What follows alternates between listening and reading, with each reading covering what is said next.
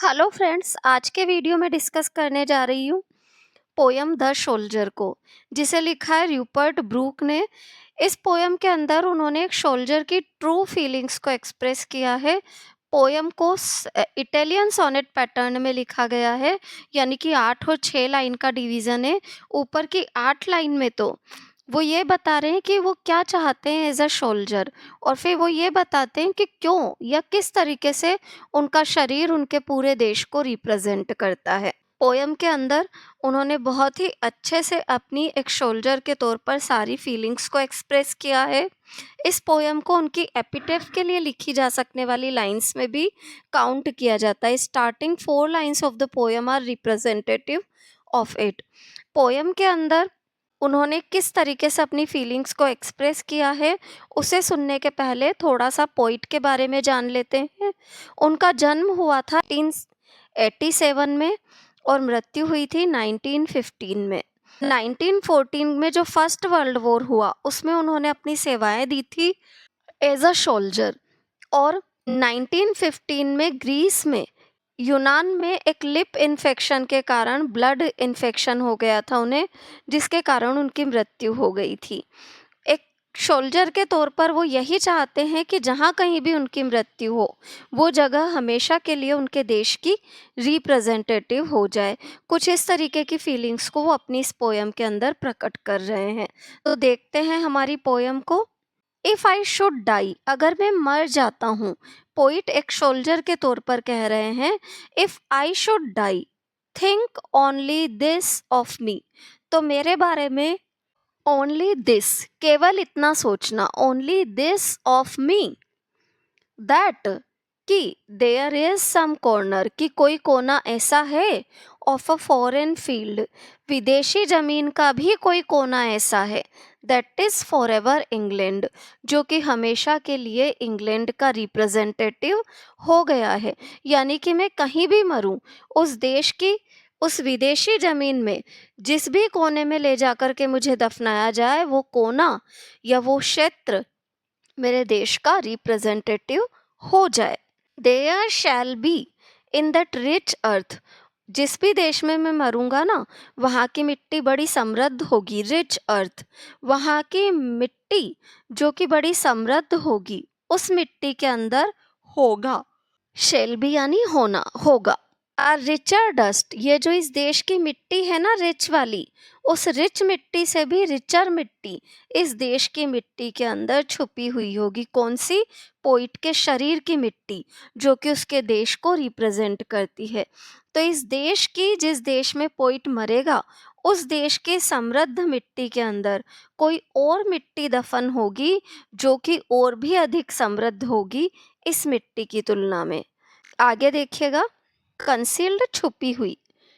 अ dust, ऐसी मिट्टी, home England bore, जिसे इंग्लैंड ने जन्म दिया।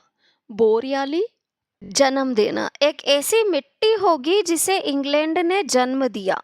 Rich earth, a richer dust, concealed.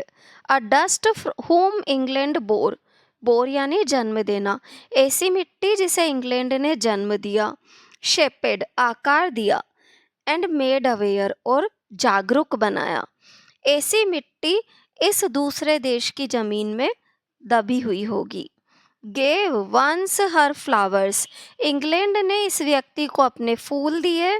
And flowers to love, प्रेम करने के लिए फूल दिए। एंड वेज टू रोम, और घूमने के लिए अपने रास्ते दिए। किसे? इस व्यक्ति को जो कि इस मिट्टी में या फॉरेन फील्ड में दफन है। एक सिपाही जो कि दूसरे देश का है। अ बॉडी, एक ऐसा शरीर होगा, ऑफ इंग्लैंड, जो कि इंग्लैंड का रिप्रेजेंटेटिव होगा। A body of England. Breathing English air, जिसने अंग्रेजी हवा में सांस ली होगी, ऐसा शरीर होगा। ब्रीदिंग इंग्लिश एयर, ब्रीदिंग यानी सांस लेना। वॉश्ड बाय द रिवर्स, जो कि यहाँ की नदियों में नहाया होगा। वॉश्ड बाय द रिवर्स, जो कि इंग्लैंड की नदियों में नहाया होगा, ऐसा शरीर हो सकता है इस मिट्टी के अंदर दफन हो। Blessed by the suns of home, और जिसे आशीर्वाद अपने देश के सूरज से मिला हो, ऐसा कोई व्यक्ति इस मिट्टी में दफन होगा। ब्लेस्ड यानी आशीर्वाद प्राप्त होना, बाय सन्स ऑफ होम अपने देश के सूरज से जिसने आशीर्वाद पाया हो, ऐसा कोई व्यक्ति इस देश की मिट्टी में दफन होगा। अब आगे देखिएगा, यहाँ इस ऑक्टेव वाले पार्ट में उन्होंने ये बताया है कि एक दूसरे देश की ज़मीन पर भी अगर मैं मर जाता हूँ तो मेरे बारे में इस प्रकार से याद रखिएगा कि मैं एक ऐसा शरीर हूँ जिसे इंग्लैंड ने जन्म दिया और जिसका पालन पोषण और जो समाजीकरण होता है वो पूर्ण रूप से कहाँ हुआ, इंग्लैंड में हुआ। अब आगे देखिएगा सोनेट को, आगे की 6 लाइन सेस्टेड पार्ट में क्या लिखा हुआ है। एंड थिंक, और सोचिएगा मेरे बारे में, थिंक दिस हार्ट, मेरे इस हृदय के बारे में सोचना। Think this heart all evil shed away, evil यानी बुराई, शेड अवे यानी एक और करके, मेरी हर बुराई को एक और करके मेरे बारे में सोचना। All evil shed away, a pulse in the eternal mind, ऐसे सोचना कि मैं उस अनंत परमात्मा का, इटर्नल माइंड उस अनंत परमात्मा का, पल्स अंश, उस अनंत परमात्मा का अंश हूँ। इस प्रकार से मेरे बारे में सोचना कि मैं क्या हूँ, ये हृदय मेरा जो है इसके बारे में सोचना, हर बुराई एक और करके, और उस अनंत परमात्मा के अंश के रूप में मेरे बारे में सोचना। कुछ इस प्रकार से पोइट कहता है। No less give somewhere back the thoughts by England given, मैंने हर जगह, गिव बैक यानी प्रस्तुत करना, मैंने इंग्लैंड से प्राप्त विचारों को हर जगह प्रस्तुत किया। Give somewhere back the thoughts by England given, England के द्वारा दिए गए विचारों को मैंने प्रस्तुत किया, बाय इंग्लैंड गिवन। हर साइट्स एंड साउंड, इंग्लैंड के दृश्यों को प्रस्तुत किया, साउंड्स आवाज़ों को प्रस्तुत किया। ड्रीम्स हैप्पी एज हर डे, और उन सपनों को प्रस्तुत किया जो कि इंग्लैंड के दिनों जितने ही खूबसूरत थे। हैप्पी एज हर डे उसके दिनों जितने खूबसूरत, ड्रीम्स सपने। एंड लाफ्टर हंसा में, लर्न ऑफ फ्रेंड्स मित्रों को जाना, एंड जेंटलनेस उदारता को जाना, कहाँ जाना, इंग्लैंड की धरती पर मैंने ये सब कुछ सीखा, ये सब कुछ जाना। इन हार्ट्स एट पीस, हृदय एक दूसरे के साथ कैसे शांति से रहते हैं। In hearts at peace under an English heaven, England रूपी स्वर्ग में लोग एक दूसरे के साथ शांति से कैसे रहते हैं। हार्ट्स एट पीस, इन सब चीज़ों को मैंने कहाँ जाना, इंग्लैंड में रह करके मैंने जाना। इस प्रकार से वो अपनी फीलिंग्स को अपने देश के प्रति प्रकट करते हैं और यहाँ पर हमारी पोयम भी कंप्लीट होती है। इस पोयम में राइम स्कीम जो है A B C D E F G, इस तरीके से पूरी पोयम की राइम स्कीम चल रही है।